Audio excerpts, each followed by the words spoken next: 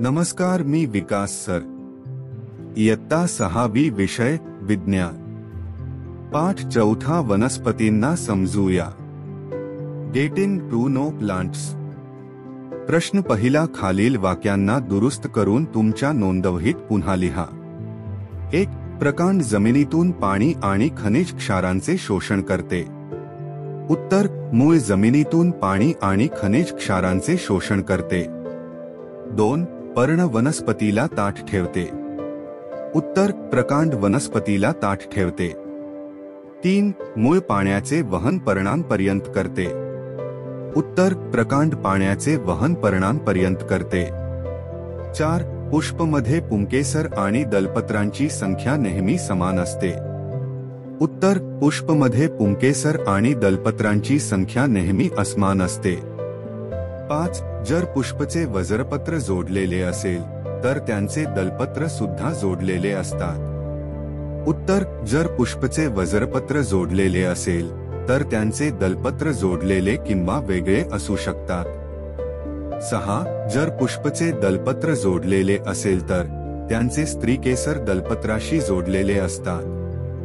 उत्तर: जर पुष्पचे दलपत्र जोडलेले असेल तर त्यांचे स्त्रीकेसर दलपत्राशी जोडलेले किंवा वेगळे असू शकतात. प्रश्न दुसरा, 4.3 साठी तुम्ही शिकलेले पर्ण, सोटीमूळ आणि पुष्पचे चित्र काढा. उत्तर: पान नंबर 34 वरील आकृती 4.8 काढणे. पान नंबर 38 वरील आकृती 4.17 मधील ए काढणे. पान नंबर 40 वरील आकृती 4.22 काढणे. प्रश्न 3 रा, तुम्ही तुमच्या घरात किंवा जवळपास अशी वनस्पती शोधा की जिचे प्रकांड लांब पण दुर्बल असेल. त्याचे नाव लिहा. तुम्ही तिला कोणत्या गटात वर्गीकृत कराल? उत्तर: आमच्या घरात जिचे प्रकांड लांब पण दुर्बल असेल अशी वनस्पती मनी प्लांट आहे. तिला आम्ही वेली ह्या गटात वर्गीकृत करू. प्रश्न 4, प्रकांडचे कार्य दर्शवा.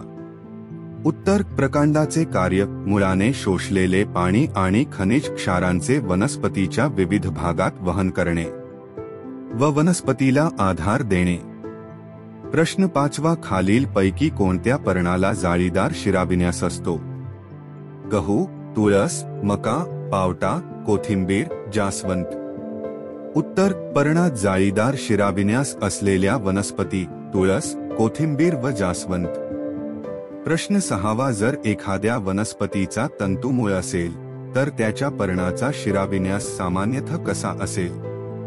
उत्तर: जर एखाद्या वनस्पतीचा तंतुमूळ असेल तर त्याच्या पर्णाचा शिराविन्यास सामान्यतः समांतर शिराविन्यास असेल.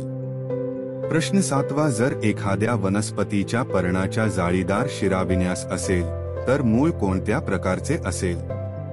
उत्तर: जर एखाद्या वनस्पतीच्या पर्णाच्या जाळीदार शिराविन्यास असेल तर मूळ सोटीमूळ प्रकारचे असेल.